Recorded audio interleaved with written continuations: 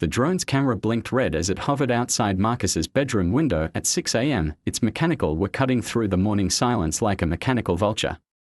Margaret Thornfield's voice crackled through the speaker. "I know you're violating HOA regulations, and I'm going to prove it." But what she didn't know was that Marcus Chen, former Navy electronics specialist, had been tracking her surveillance for weeks, and today, he'd finally had enough. As the drone swooped lower, Marcus smiled grimly and activated the device he'd been building in his garage. "Time to teach you about privacy, Margaret," he whispered, watching her precious surveillance machine spiral helplessly toward her pristine backyard pool. The splash echoed through Willowbrook Estates like a declaration of war. The first time Marcus Chen noticed the drone, he was rebuilding the engine of his vintage 1967 Mustang in his driveway. The mechanical hum barely registered above the clatter of his socket wrench until the shadow passed overhead, a dark silhouette against the morning sun that lingered just a beat too long. He straightened slowly, his 6-foot frame unfolding from beneath the hood, and squinted skyward. The quadcopter hung motionless 30 feet above his property line, its camera gimbal rotating with predatory precision. Even from this distance, Marcus could see the telltale red recording light blinking like a digital eye. "Really?" he muttered, wiping grease-stained hands on his jeans. The drone maintained its position for another 30 seconds before banking sharply eastward, disappearing over the manicured rooftops of Willowbrook Estates. Marcus watched it go, his jaw tightening. 23 years in the Navy had taught him to recognize surveillance when he saw it, and this had all the subtlety of a brick through a window. He ducked back under the hood, but his concentration was shot. The Mustang's engine, which had been singing sweetly moments before, now seemed to mock him with its silence. Marcus had moved to this suburban paradise 6 months ago, seeking the kind of peace that had eluded him during 2 decades of military service. Instead, he'd found Margaret Thornfield, the HOA president, lived in the sprawling colonial at the end of Maple Street, her perfectly manicured lawn serving as a monument to suburban conformity. From day one, she'd made it clear that Marcus's restoration project was, in her words, an eyesore that diminishes property values. The fact that he kept his work area immaculate and conducted all noise-generating activities during approved hours seemed irrelevant to her crusade. Marcus's phone buzzed. A text from his neighbor, Janet Rodriguez, who lived 2 houses down, saw the drone again. "She's really lost it this time." He typed back, "How long has this been going on?" 3 weeks that I know of. Started right after the last HOA meeting. Marcus remembered that meeting vividly. Margaret had stood at the front of the community center, her silver hair shellacked into a helmet-like configuration, pointing an accusatory finger at a blown-up photo of his driveway. "This automobile graveyard," she declared, "is a direct violation of Section 4.2 of our covenant regarding commercial activities." "It's one car," Marcus had replied evenly. "And it's a hobby, not a business. A hobby that requires industrial equipment and generates noise complaints. I've received 0 noise complaints." Margaret's pale blue eyes had flashed with something approaching fury. "The complaints are coming. Now, apparently, she'd decided to manufacture evidence to support those promised complaints." Marcus pulled out his phone and opened the camera app, scrolling through his photos until he found the ones he'd taken of his property over the past month. Each image showed his work area, clean, organized, and entirely within the boundaries of his lot. The second encounter came 3 days later. Marcus was in his kitchen, nursing his first cup of coffee and reading the morning news on his tablet, when movement outside caught his eye. The drone was back, hovering just beyond his fence line, its camera trained on his garage. This time, Marcus didn't hesitate. He grabbed his phone and stepped onto his back porch, raising the device to record. The moment the drone operator realized they were being filmed, the machine shot skyward and disappeared over the tree line. "Gotcha," Marcus said quietly. His phone rang almost immediately. Margaret's voice crackled through the speaker like static electricity. "Mr. Chen, I trust you're not planning to file any frivolous complaints about lawful surveillance of HOA property." "Mrs. Thornfield, I'm curious about your definition of lawful surveillance." "The HOA has the right to investigate potential covenant violations. The HOA has the right to inspect properties during reasonable hours with proper notice. What you're doing is called stalking." A pause. When Margaret spoke again, Her voice carried the kind of barely controlled rage that made Marcus's military instincts twitch. "You have no idea what you're dealing with, Mr. Chen. I've been protecting this community's standards for 15 years. And I've been protecting this country's standards for 23. Guess which one carries more weight?" The line went dead. Marcus stared at his phone, a cold smile playing across his lips. He'd dealt with bullies before, the kind who mistook volume for authority and persistence for strength. Margaret Thornfield was cut from the same cloth as every petty tyrant he'd encountered in the service, drunk on the smallest taste of power and convinced that rules existed solely for their benefit, but Margaret had made one crucial miscalculation. Marcus wasn't some suburban dad who'd fold under pressure. He was a former Navy electronics specialist who'd spent his career in environments where attention to detail meant the difference between life and death.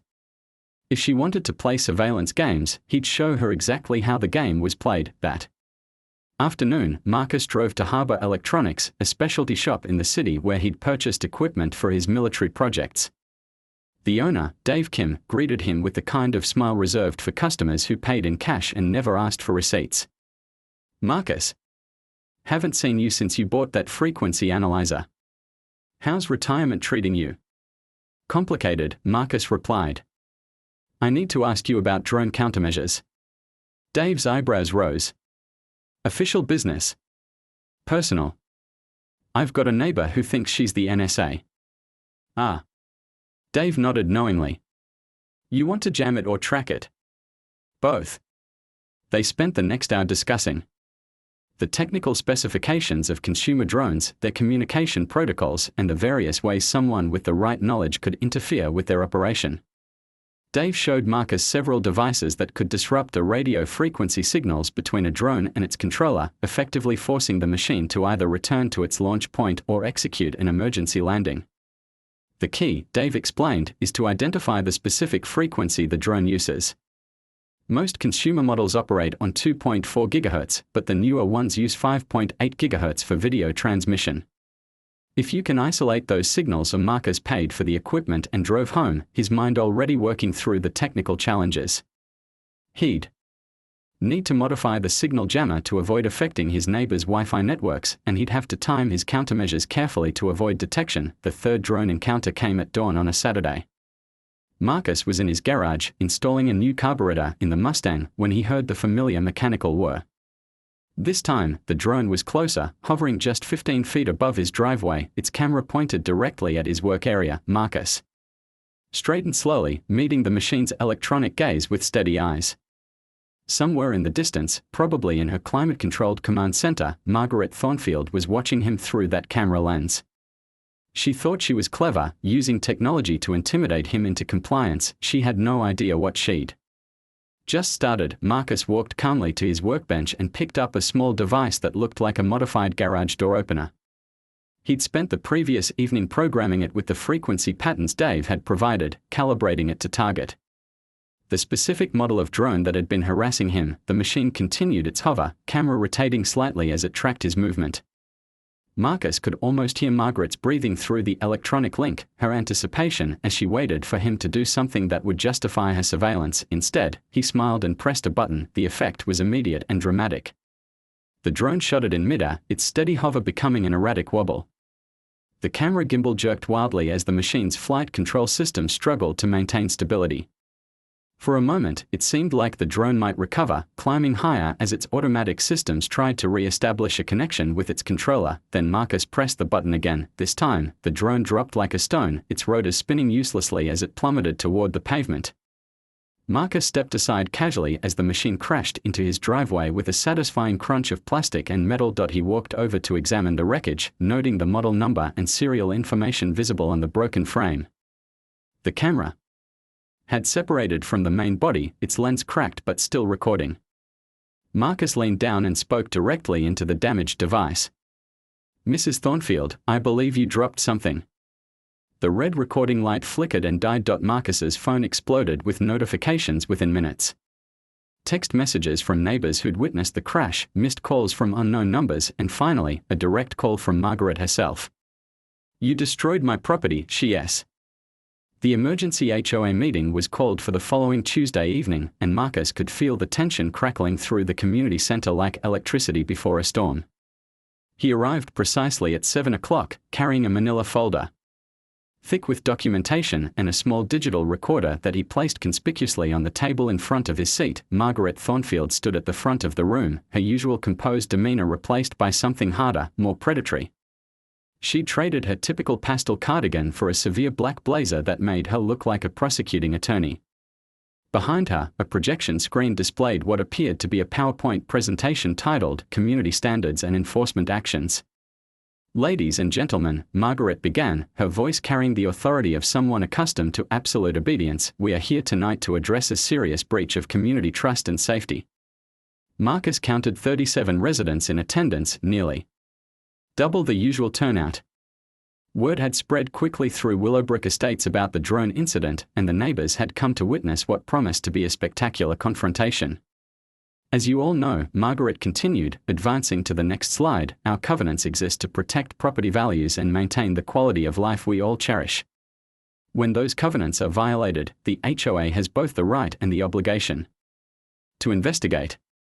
The slide showed a grainy photograph of Marcus's driveway, clearly taken from an aerial perspective. His Mustang sat in the center of the frame, surrounded by neatly organized tools and equipment.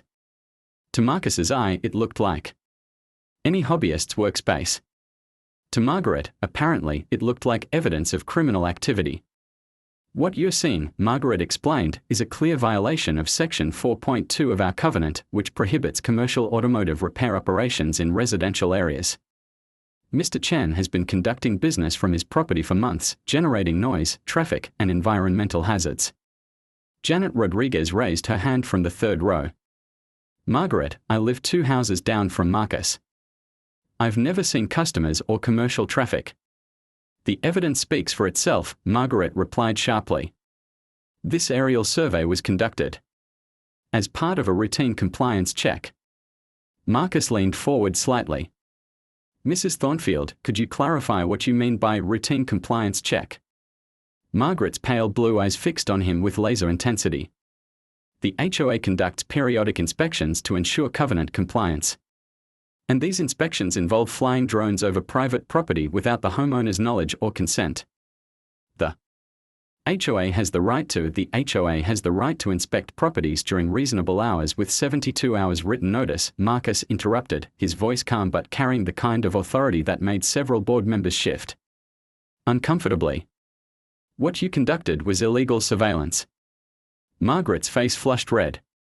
"Mr. Chen, you destroyed HOA property during the course of a legitimate investigation." "I defended my property against an illegal intrusion." Marcus opened his manila folder and pulled out a thick stack of photographs. "I have documentation of 3 separate drone flights over my property, all conducted without notice or consent. I also have video evidence of the drone hovering directly over my backyard, filming through my windows." The room erupted in murmurs. Harold Pembroke, the HOA treasurer, leaned forward with obvious concern. "Margaret, you didn't mention anything about filming through windows." "The drone was investigating potential violations," Margaret said, her voice tight. "Any incidental recording was part of that investigation." "Incidental recording of my bedroom window at 6 in the morning." Marcus pulled out his phone and tapped the screen. "Would you like to see the video?" "That's quite enough." Margaret's voice cracked like a whip. "Mr. Chen, you're out of order." "Actually, Mrs. Thornfield, I'm just getting started." Marcus stood slowly, his 6-foot frame commanding attention. "I spent 23 years in the Navy, including 6 years as an electronics specialist. I know surveillance when I see it, and I know harassment when I experience it." He pulled out a printed report. "I've filed a formal complaint with the police regarding stalking and illegal surveillance. I've also consulted with an attorney who specializes in privacy law. According to him, what you've been doing constitutes multiple criminal violations." The room fell silent. Margaret's face had gone from red to pale, her hands trembling slightly as she gripped the podium. "Furthermore," Marcus continued, "I've discovered that the drone you've been using isn't registered with the FAA as required by federal law. The serial number recovered from the wreckage traces back to a purchase made with HOA funds 3 months ago, a purchase that was never disclosed to the community or approved by the board. Board member Susan Walsh spoke up from the front row. Margaret, is this true? Did you buy a drone with HOA money? It was a necessary security measure, Margaret said quickly. The funds came from the discretionary budget. The discretionary budget requires board approval for expenditures over $200, Harold said, consulting his notes. I don't recall approving any drone purchase. Marcus sensed the shift in the room's dynamics. Margaret's support was crumbling, and he could see the realization dawning in her eyes. She'd overplayed her hand, and now the consequences were mounting. Mr. Chen, Margaret said, her voice regaining some of its authority, even if your allegations were true, they don't excuse the fact that you are violating our covenants.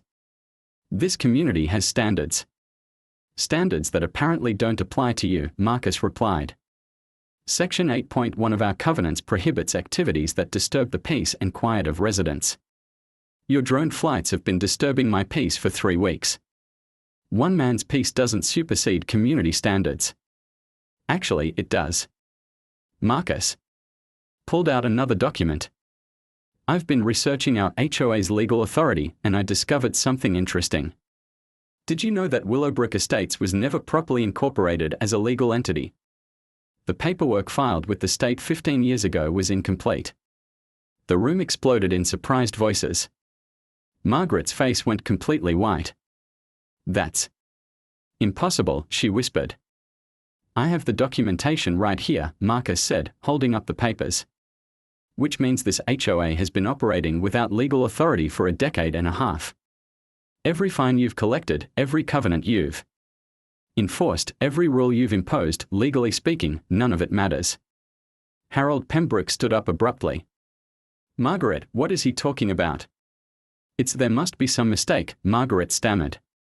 I filed all the proper paperwork myself. Yes, you did, Marcus agreed. But you forgot to include the required incorporation fee and the proper signatures from the founding board members.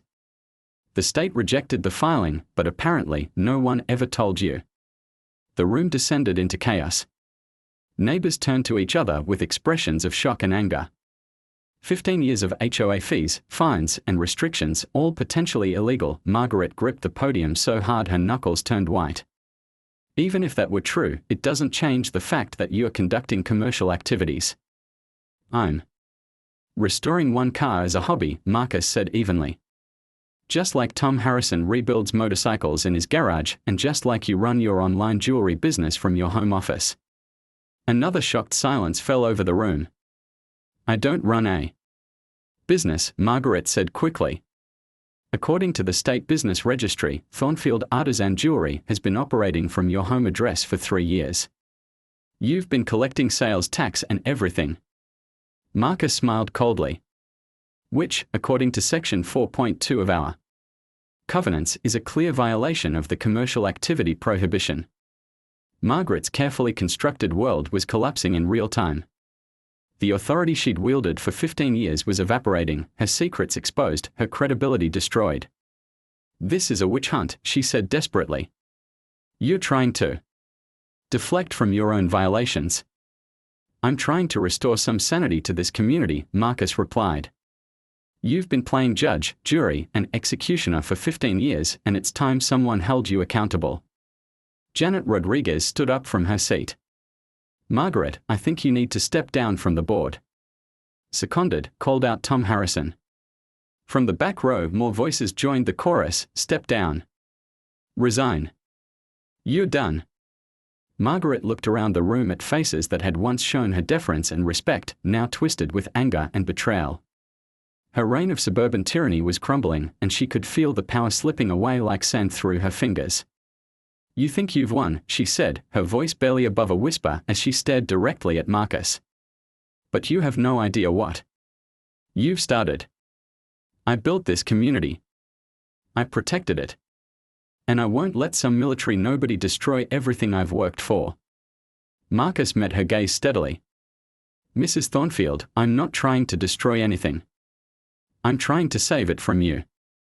Margaret gathered her papers with shaking hands, her PowerPoint presentation forgotten on the screen behind her. As she walked toward the exit, she paused at Marcus's table.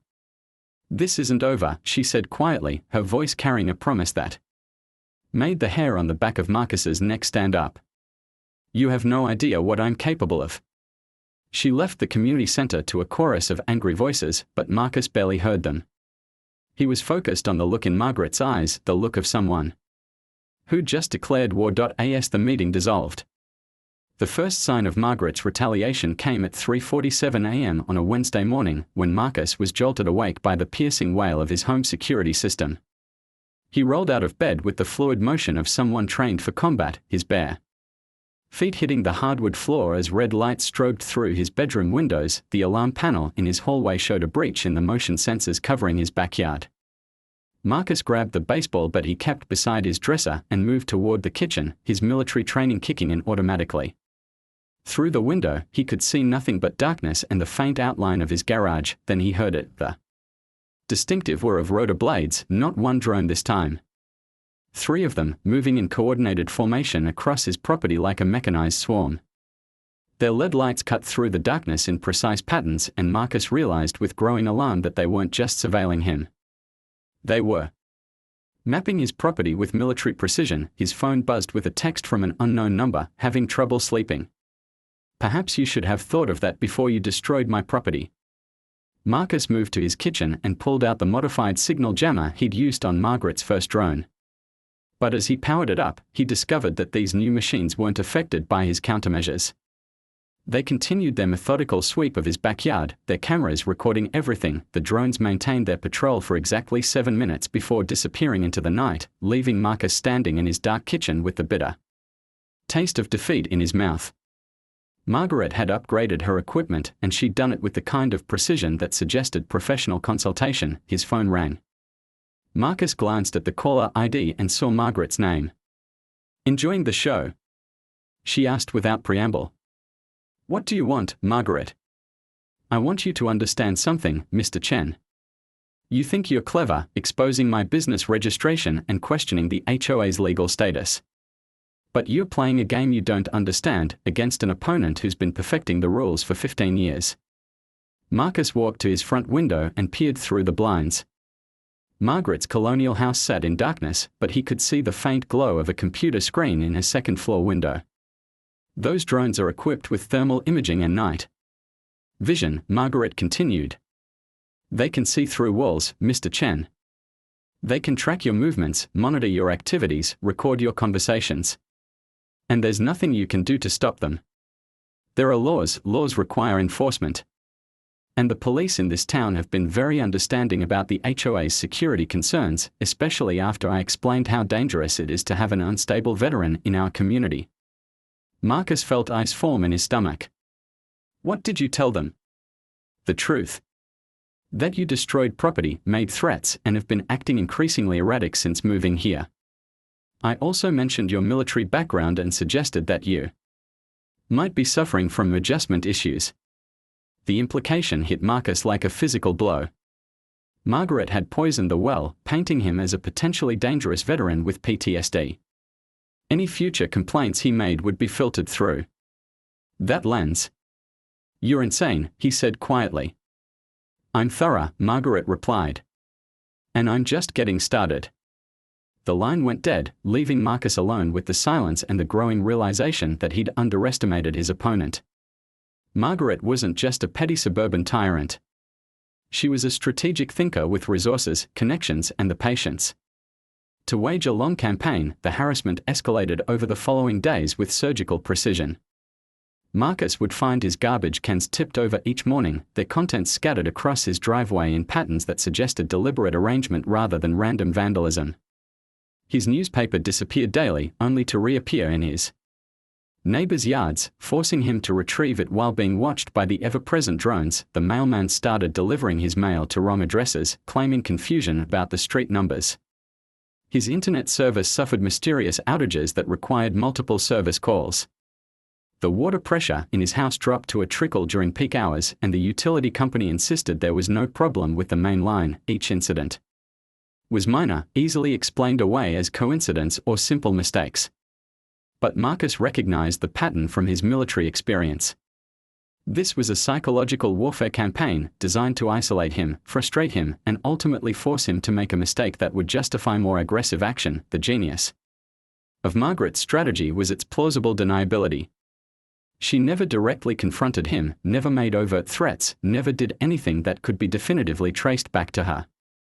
Instead, she created a climate of constant low-level harassment that steadily eroded his quality of life. On Friday evening, Marcus was in his garage working on the Mustang when he heard voices in his driveway.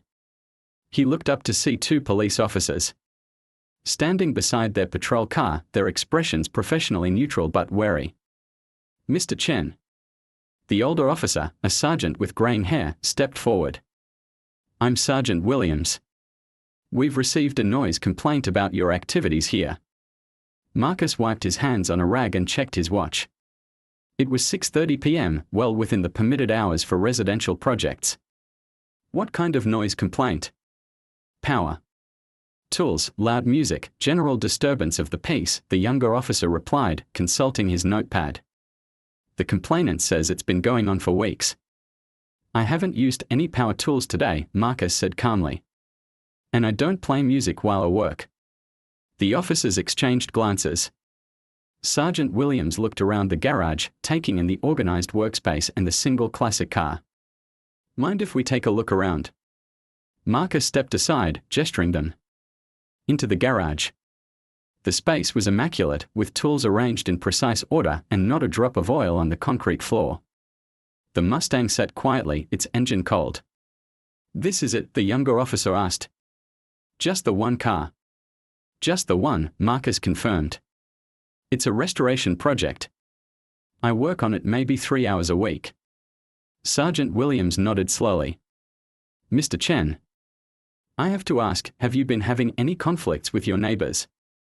Marcus felt the trap closing around him. If he mentioned Margaret's harassment, he'd come across as paranoid and vindictive. If he didn't, he'd appear to be hiding something. I've had some disagreements with the HOA president, he said carefully. But nothing that would justify this kind of complaint. Mrs. Thornfield mentioned that you've been upset since the last board meeting, the younger officer said. She's concerned about your mental state. There it was, the poisoned well Margaret had prepared. Marcus felt his temper flare but forced himself to remain calm. Officer, I served 23 years in the Navy. I'm not suffering from any mental health issues. We are not suggesting you are, Sergeant Williams said quickly. But Mrs. Thornfield has been active in this community for a long time. She's usually pretty reliable about these things. Marcus realized he was facing a no-win scenario. Margaret had built relationships with local law enforcement over 15 years, establishing herself as a credible community leader. He was the newcomer, the outsider, the potential threat. Officers, I respect your position, Marcus said finally. But I'm not violating any noise ordinances and I'm not disturbing the peace. If you want to station someone here to monitor my activities, you're welcome to do so. The officers left after taking down his contact information and promising to follow up on future complaints. Marcus watched their patrol car disappear down Maple Street, knowing that Margaret had won another round in their escalating conflict, but as he returned to his garage, Marcus noticed something that made him pause. In the corner of his workbench, barely visible beneath a shop rag, was a small electronic device he'd never seen before. It was roughly the size of a matchbox, with a tiny antenna and a blinking LED light. Marcus picked up the device carefully. His electronics training allowing him to identify it immediately. It was a listening device, sophisticated, expensive, and definitely not something a suburban HOA president should have access to. He examined the device more closely and found a serial number etched into its metal casing. A quick internet search revealed that it was military-grade surveillance equipment, available only to law enforcement and government agencies. Marcus felt a chill run down his spine. Margaret wasn't just escalating their conflict, she was bringing professional-level resources to bear. Someone with serious connections was helping her, and that changed everything. He pulled out his phone and called Dave Kim at Harbor Electronics. Dave, I need a favor. I've got a situation that's gotten more complicated than I expected. How complicated? Military-grade surveillance equipment complicated.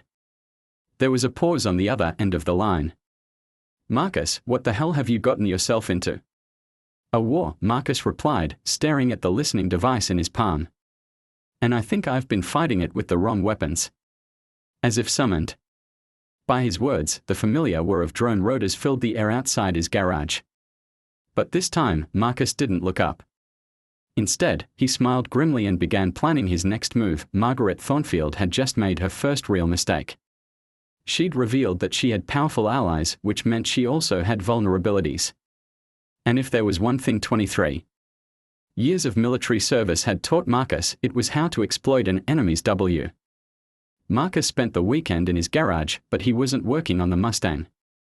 Instead, he'd converted his workbench into a makeshift command center, complete with electronic testing equipment, frequency analyzers, and a laptop displaying what looked like a military tactical map of Willowbrook Estates. The listening device Margaret had planted sat disassembled on a white cloth, its components spread out like the organs of a mechanical corpse.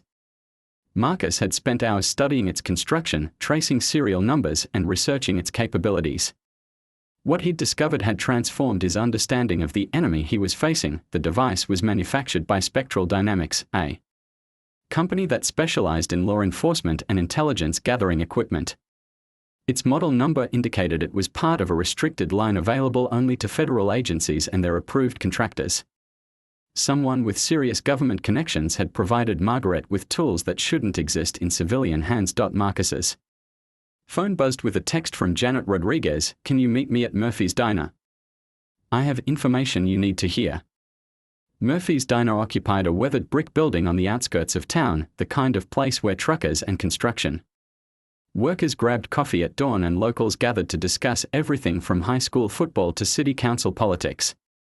Marcus found Janet in a corner booth, her normally cheerful demeanor replaced by obvious anxiety.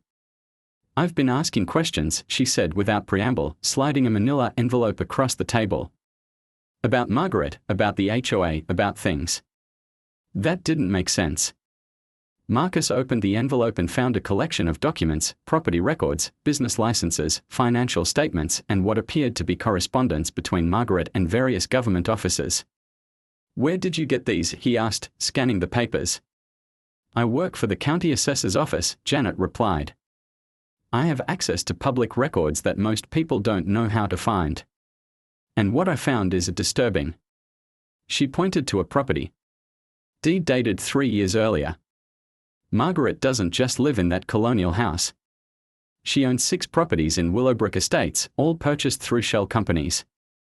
She's been systematically buying up homes when they go on the market, then renting them out to tenants who are completely dependent on her goodwill.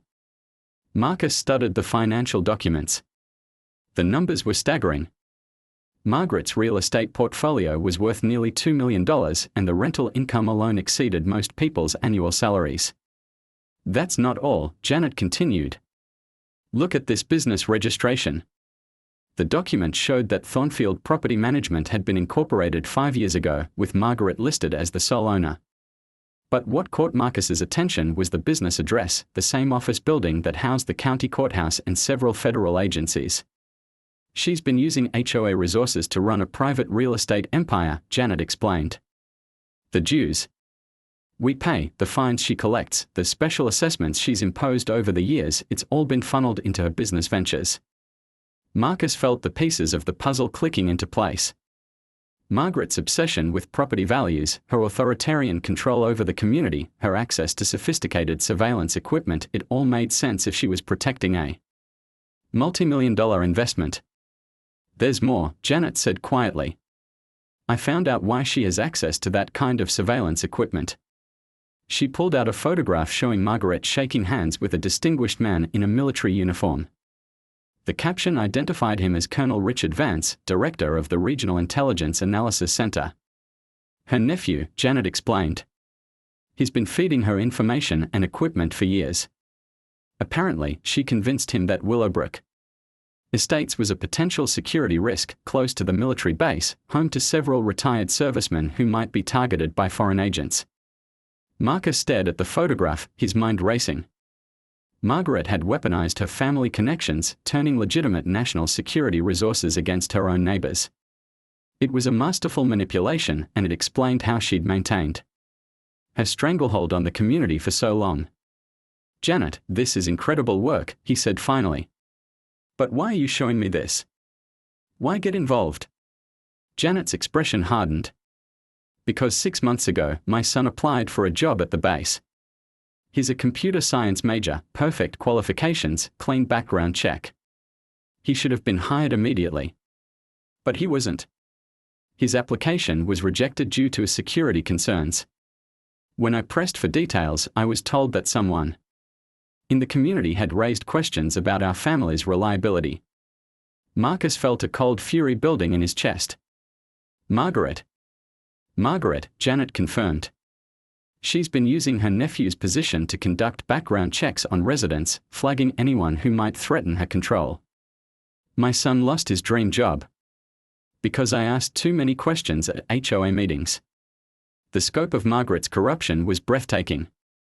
She turned a suburban homeowners association into a personal intelligence network, using federal resources to spy on her neighbors and destroy anyone who opposed her. "How many others?" Marcus asked. "I've identified at least 12 families who've been targeted over the past 5 years, Janet replied. "Job applications rejected, security clearances revoked, business licenses delayed or denied. She's been systematically destroying people's lives." Marcus studied the documents again, his strategic mind already working through the implications. Margaret had overextended herself, creating a web of corruption that involved federal agencies and violated numerous laws. But she also had powerful allies and legitimate access to resources that could crush anyone who threatened her. "We need help," he said finally. "This is bigger than a neighborhood dispute." "I know someone," Janet said. "My ex-husband works for the FBI's Public Corruption Unit. He can't get directly involved, but he might be able to point us toward someone who can." As they left the diner, Marcus felt the weight of the coming battle settling on his shoulders. Margaret Thornfield wasn't just a corrupt HOA president, she was a criminal who'd been hiding behind legitimate authority for years. Taking her down would require more than electronic warfare, and suburban cunning.it would require exposing a conspiracy that reached into the highest levels of government. That evening, Marcus received an unexpected visitor. Tom Harrison, the motorcycle enthusiast who lived 4 streets over, knocked on his door carrying a 6-pack of beer and a grim expression. "Mind if I come in?" Tom asked. "We need to talk." They sat in Marcus's kitchen, the classified documents spread across the table between them. Tom studied the papers with the careful attention of someone who understood their significance. "You know what this means?" Tom said finally. "It means we are in deeper than I thought." Tom took a long pull from his beer. "Marcus, there's something I haven't told you. I didn't retire from the Marines. I was discharged after a security incident that wasn't my fault." Marcus looked up sharply. "What kind of incident?" "Someone reported that I was selling military equipment to civilian buyers. Complete fabrication, but it cost me my career and my pension. I've been trying to figure out who destroyed my life for the past 3 years." Tom pointed to the photograph of Margaret and her nephew. "I recognize him. Colonel Vance visited my unit 6 months before the allegations surfaced. He was asking questions about Marines who might be susceptible to foreign influence." The pattern was becoming clear. Margaret had been using her nephew's position to wage war against anyone who threatened her control, destroying military careers and civilian lives with equal efficiency. "How many others?" Marcus asked. "In this community, at least 6 veterans that I know of. All of us experienced mysterious problems after crossing Margaret in some way. All of us were investigated by federal agencies and found to have security concerns." Marcus felt the anger building in his chest like a physical force. Margaret hadn't just been corrupt, she'd been attacking the very people who'd served their country, using their own government against them. "Tom, are you thinking what I'm thinking?" Tom's smile was cold and predatory. "That it's time to fight back. That we've been playing defense long enough. I'm thinking it's time to show Mrs. Thornfield what happens when she declares war on the wrong people. They spent the next 2 hours planning, their combined military experience creating a tactical framework that would have impressed their former commanders. By the time Tom left, Marcus had a clear picture of the campaign ahead. Margaret had made one crucial error in her years of suburban warfare. She'd assumed that her victims would remain isolated, afraid, and powerless. She'd never considered the possibility that they might organize, share information, and fight back with the same skills they'd used to defend their country. As Marcus locked his door and prepared for bed, he felt a grim satisfaction settling over him. The war in Willowbrook Estates was about to change dramatically, and Margaret Thornfield was going to learn that her reign of terror had finally met its match. Outside, the familiar whir of drone rotors filled the night air, but Marcus no longer felt the helpless anger he'd experienced before. Instead, he felt the cold calm of a warrior who'd finally identified his enemy and chosen his ground. The real battle was about to begin.